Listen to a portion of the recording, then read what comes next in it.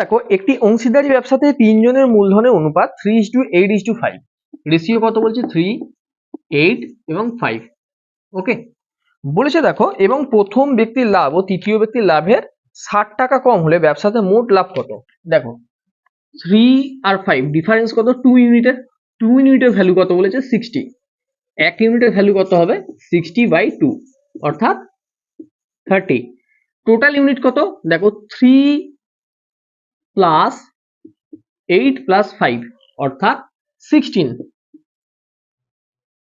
Unit into 30, 480। Total value কত 480। তাহলে ব্যবসায় মোট লাভ কত 480 টাকা। বলছি দেখো এবিসি ত্রিভুজের এবি এবং এসি বাহুর ওপর ডি ও ই বিন্দু এমন ভাবে অবস্থিত যে ডি সমান্তরাল বিসি। আগে আঁকাটা এঁকে নি। দেখো এ বি সি ডি বলেছে দেখো এডি এবং ডিবি 3:1। যদি ইএ 3.3 সেমি হয় 3 হয় তবে কি বলেছে, তবে এসি এর দৈর্ঘ্য চেয়েছে, অর্থাৎ এসি ইজ ইকুয়াল টু কত হবে।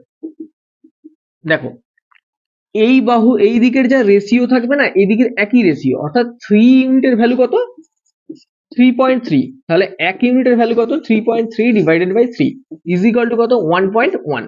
তাহলে 1 এই দিকের 1 রেশিও আছে, তার মানে এটার ভ্যালু আসবে কত 1.1। তাহলে এসি ইজ ইকুয়াল টু কত আসবে 3.3 প্লাস 1.1 সমান কত 4.4। অর্থাৎ এখানে তোমার অপশন হচ্ছে বি 4 সেন্টিমিটার, সরি 4.4, অর্থাৎ সি অপশন 4.4 সেন্টিমিটার। দেখো বলছি একটি আয়তঘনের দৈর্ঘ্য ইস টু প্রস্থ ইস টু উচ্চতা ইজ ইকুয়াল টু 5:4:3। ওই আয়তঘনের কর্ণের দৈর্ঘ্য 10√2 মিটার হলে উচ্চতা কত। তাহলে দেখো আমি দৈর্ঘ্য কত ধরছি 5x, প্রস্থ ধরছি 4x আর উচ্চতা ধরছি 3x। তাহলে আমার টোটাল ক্যালকুলেশন কত দাঁড়ালো √5x এর হোল স্কয়ার প্লাস 4x এর হোল স্কয়ার প্লাস 3x এর whole square is equal to কত বলেছে 10√2। তাহলে দেখো 25x square plus 16x square plus 9x square 10√2। তাহলে আমার এখানে দেখো যেটা আসছে টোটাল আসছে কত 50x স্কয়ার। তাহলে আমি এটাকে লিখতে পারি 2 × 25 × x × x 10√2। তাহলে এইদিকে দেখো আমার আসছে কত 5√2x আর 10√2। তাহলে আমার x এর ভ্যালু কত আসছে 10√2 ডিভাইডেড বাই 5√2, অর্থাৎ x এর ভ্যালু আসছে x ইজ ইকুয়াল টু 2। তাহলে আমার এখানে উচ্চতা চেয়েছে, অর্থাৎ এটা 3 × 2 ইজ ইকুয়াল টু কত 6। দেখো 6 মিটার হবে, অপশনে আছে অপশন বি। কোন বৃত্তে ও কেন্দ্রবিন্দুগামী AOB একটি ব্যাস সি পরিধির ওপর যে কোনো একটি বিন্দু কোণ COB is equal two 40 degree হয় তবে কোণ ACB কত। দেখো প্রথমে একটা বৃত্ত আঁকিয়ে নিতে হবে, খুব ভালোভাবে চেষ্টা করি বৃত্তটা আঁকা।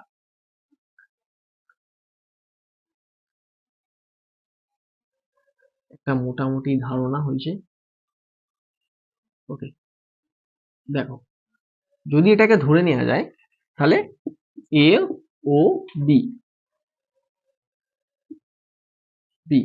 দেখো সি পরিধির ওপর যে কোনো একটা বিন্দু, অর্থাৎ সি এটা নিলাম।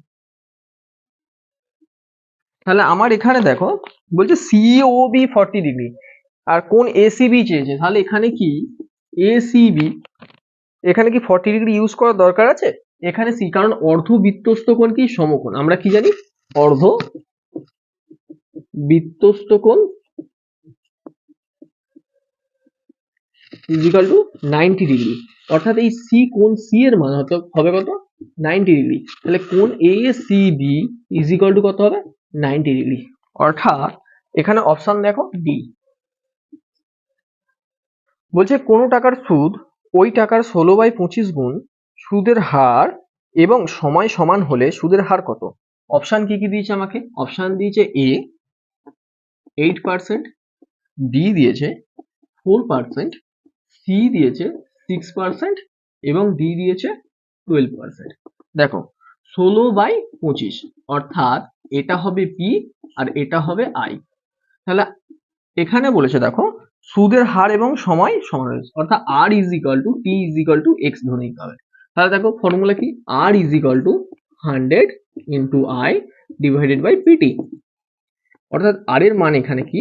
X 100 into 16 25 into X 4 X square is equal to 64, X is equal to root over 64 অর্থাৎ 8। R is equal to R T is equal to কত? 8। অর্থাৎ আর এর ভ্যালু কত? 8%। বলছে root P plus root R is equal to 9 এবং P R স্বাভাবিক সংখ্যা হলে বলছে পি এবং আর এর মান।